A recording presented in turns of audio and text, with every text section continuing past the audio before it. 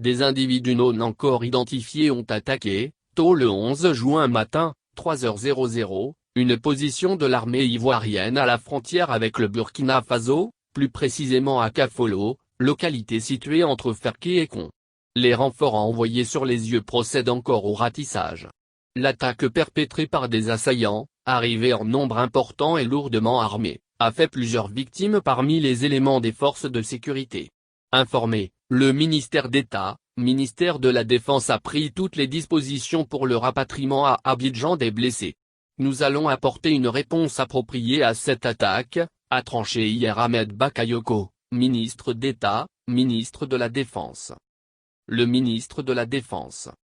À 6 éléments blessés. Sur le coup de 14h45 MN, un aéroporteur militaire a atterri sur le tarmac du groupement aérien de transport et de liaison, GATL, avec à son bord 6 éléments des forces armées de Côte d'Ivoire, FACI, blessés lors de l'attaque. Sur le tarmac était présent le ministre d'État, ministre de la Défense. Il avait à ses côtés le général de division Doumbia Lassina, chef d'état-major général des armées, le général de brigade aérienne, Kofi Nguessan Alfred, chef d'état-major de l'armée de l'air, le général Alexandre Touré Apalo, commandant supérieur de la gendarmerie et bien d'autres hauts gradés de l'armée ivoirienne. À chacun des blessés, le ministre de la Défense et les généraux ont adressé la compassion et le soutien de la nation avec à sa tête le président de la République Alassane Ouattara, chef suprême des armées. Les 6 militaires blessés ont été pris en charge. Le visage sombre qu'affichaient ces autorités militaires était le signe de la gravité de la situation. Au petit matin ce jour, NDR le 11 juin, nos forces de défense ont subi une attaque dans la localité de Kafolo, au nord du pays. On nous a signalé des blessés et immédiatement nous avons déployé l'armée de l'air afin de ramener très rapidement nos blessés. Et comme vous pouvez le constater, ils viennent d'arriver.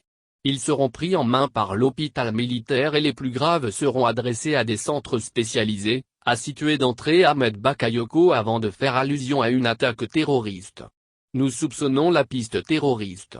Mais, nous avons entrepris les enquêtes et les services d'investigation pourront préciser la nature concrète et l'origine de cette attaque, a-t-il indiqué.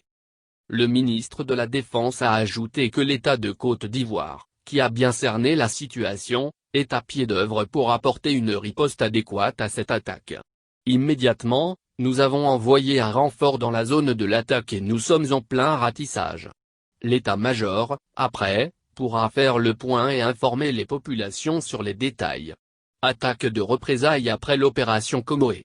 À ceux qui pensent que cette attaque, qui intervient quelques semaines après une opération conjointe des armées ivoiriennes et burkinabè dans cette zone, a un lien avec l'opération Comoé, Ahmed Bakayoko s'est voulu très clair.